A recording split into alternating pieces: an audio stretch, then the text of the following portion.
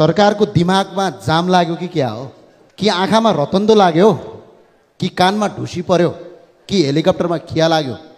मन्त्रीहरूको सवारी हुँदा सरकारको हेलिकप्टर घुमेको घुमै हुने, हुम्लामा हिमपैह्रोमा हिमताल फुटेर जनताहरू रोइरहेका छन्, एउटा हेलिकप्टर पठाउन सकेका छैन यो सरकारले। कि कर्णालीलाई हेपेको हो?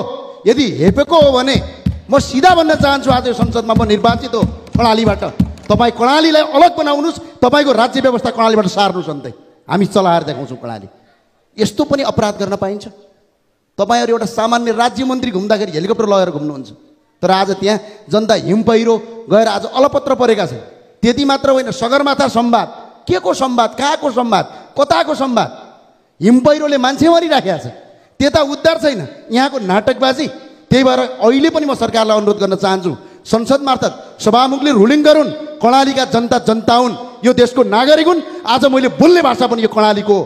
सभामुखज्यू, त्यो भएर सम्माननीय सभामुखज्यूलाई रुलिङको आवश्यक गर्छु कर्णालीमा।